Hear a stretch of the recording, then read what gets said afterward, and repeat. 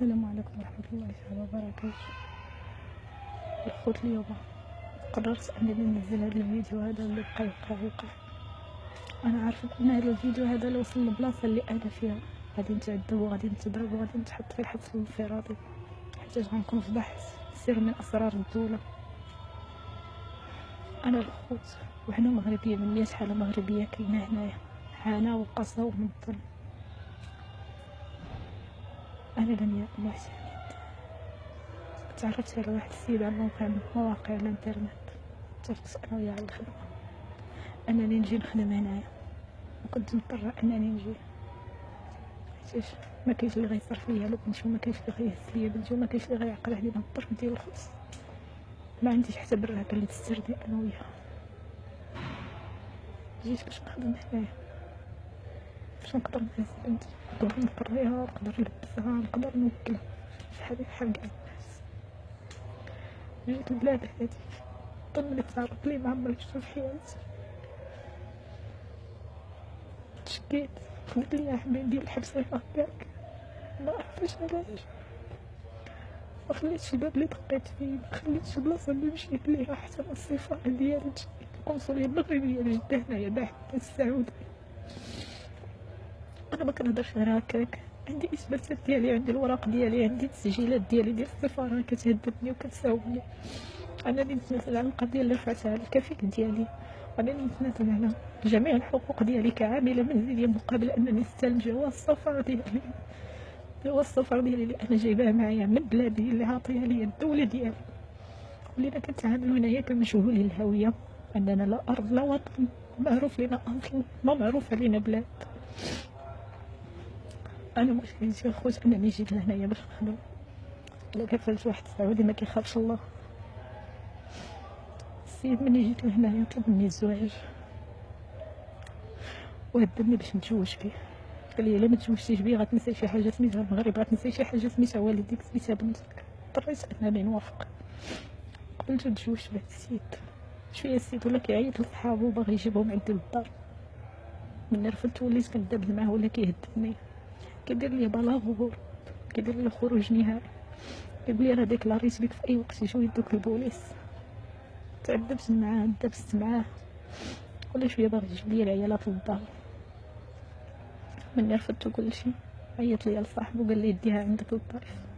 مشيت جلست مع صاحبو ومراتو وولادو 4 ايام، شويه رجع عندي عاوتاني للطايف وهبطني لجدة.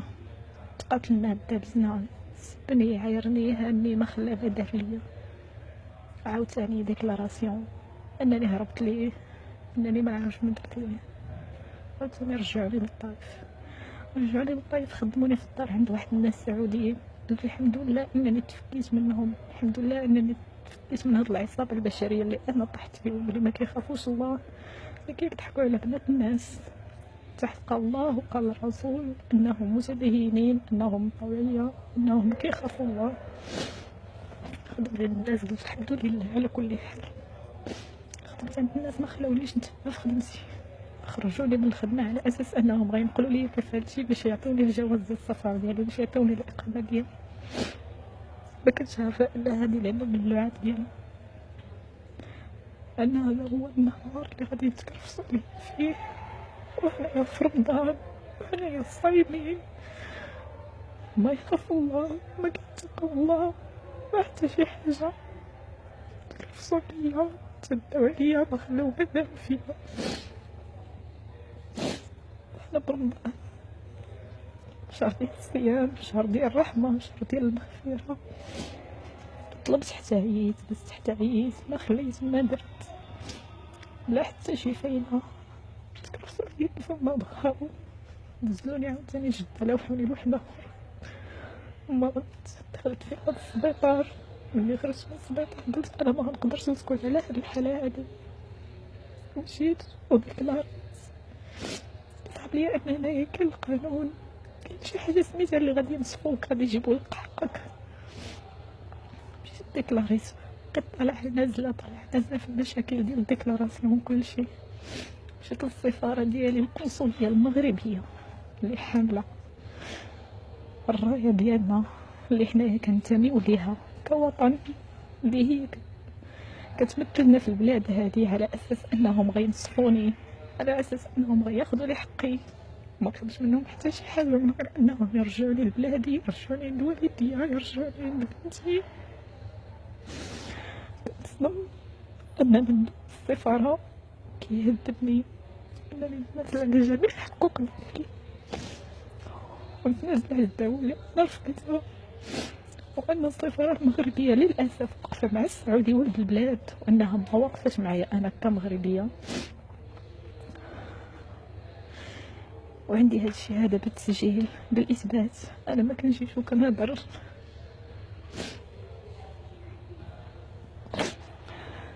تحولات المشكله لهيئه الادعاء والتحقيق العام باش يتحققوا معايا وكل شيء، من يحقوا معايا وكل شيء. اضطروا انهم يعيطوا للسفاره ديالي حيتاش ما عنديش محرم في هاد البلاد هادي.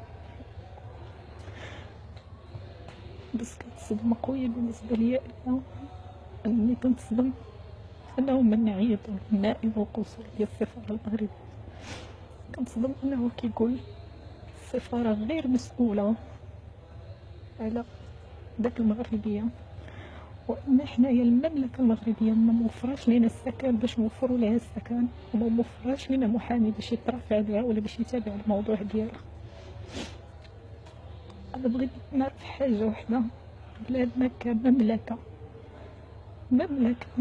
ما عندهاش الامكانيات انها توفر لنا السكن، ما عندهاش الامكانيات انها تصفر لنا بلادنا، ما عندهاش الامكانيات انها توفر لنا محامي اللي ينصفنا، اللي يتابع القضايا ديالنا، اللي يشوف المشاكل ديالنا. ما يمكنش. بكل بساطه كيقول لي البنت راه ما عندهاش فين غنحطوها، غادي تدخل الحبس. كيقول لي عادي لوحوها في الحبس بحالها بحال غيرها. علاش ندخل الحبس وانا ما درت حتى شي حاجه؟ انا ديكلاريا وحده مغتصبه، وحده مكرسه عليها، وحده شافت الدل، وحده ضربات، وحده تايرات، وحده تهانت.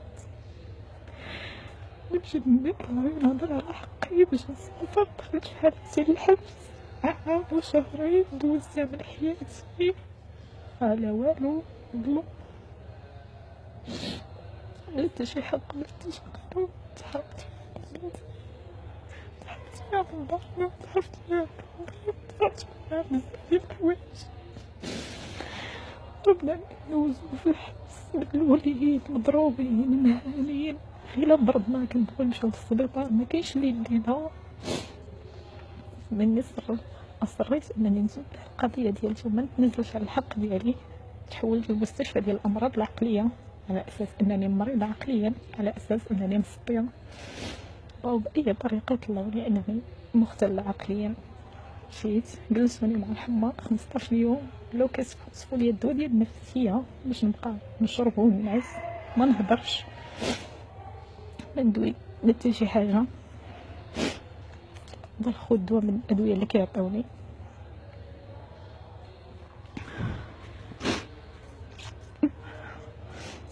جوج حبات كيشربوا ليا بالليل باش نعس. القيمه ديال كل وحده فيهم 100. نشربها بالليل باش نعس وما يبقى يطلع ليا صوت ما حتى شي حاجه.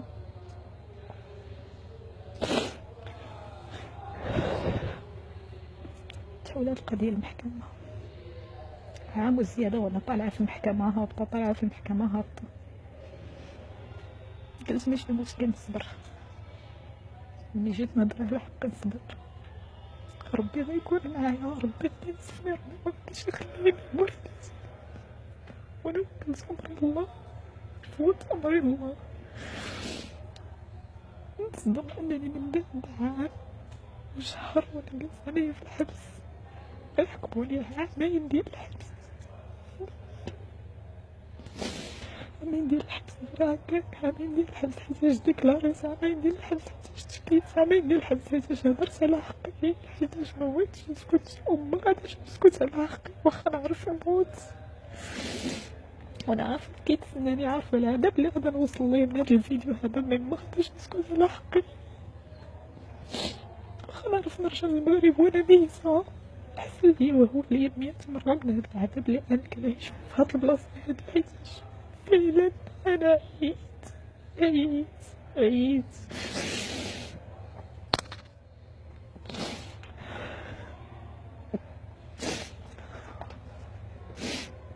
وهذه الخوت الوراق ديالتي.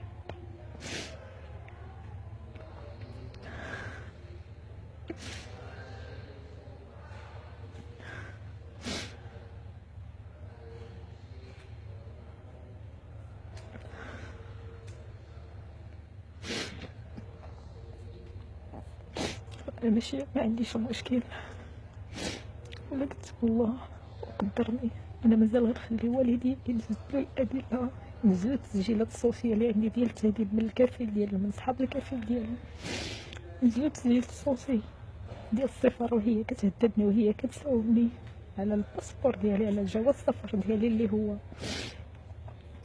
عاطينو ليا من المغرب، من بلادي، من السلطات ديالنا.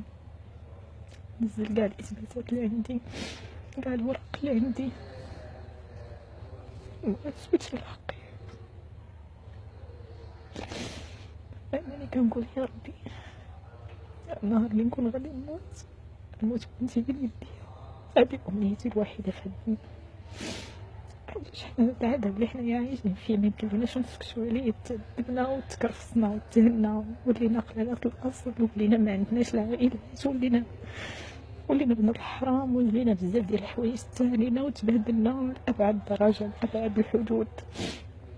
أنا حالة من 100 حالة هنايا مغربية، كاين اللي هنايا مازالين جالسين عام بلا حكم بلا حتى شي حاجة، كاين اللي محكومة 6 شهور وجالسة هنايا عام ونص، كاين اللي عندها إطلاق السراح السفارة ديالها مجبتش تخرجها، كاين اللي عندها تصفير والسفارة ديالهم مجاش تصفرهم. علاش؟ حنا شنو خصنا لنا اصلا باش نتعاملوا هاد المعامله السيئه هادي؟ ما عرف نظام، ما عرفوا بنادم عنده والدين، ما عرفوا بنادم عنده ولادو، ما حسوا بوالدينا اللي كيتحرقوا، ما حسوا بكبتنا انما هو اللي ربنا، ما هو ربنا ما حرمناش من حاجه. انايا كنعرفوا بطاعة العيد، ما كنعرفوا بطاعة رمضان، ما كنحسوا بحتى شي حاجه. انايا سادين علينا في حل البهايم، حتى السفاره ديالنا ما كتجيش تسول فينا، ما كاينش اللي يسول فينا، ما كاينش اللي يهضر علينا، ما كاينش اللي يحس بينا. انا عارف انني غادي نتعذب من وراء هذا الفيديو هذا، ولكن اللي بغى يطرا ما عنديش مشكل، ما بقاش عندي المشكل، ما بقاش عندي الامل في الحياه، ما بقاش عندي امل انني نشوف وليديا، انني نشوف بنتي مره اخرى.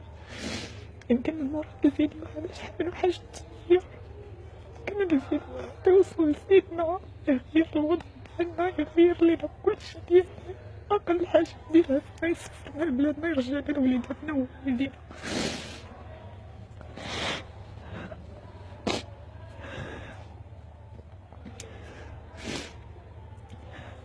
سيدنا الله يرحم لك الوالدين، حنا تبهدلنا، حنا صافي عيينا، تقهرنا بصحتنا، تقهرنا والدينا، تقهرنا وما كيقدروش يهضروا، خايفين من الشوهة، خايفين من الفضيحة ديال العائلة، وخايفين بشحال من حاجة.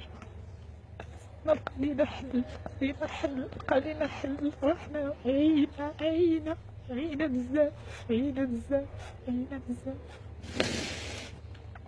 سمحوا لي قلت لكم بزاف.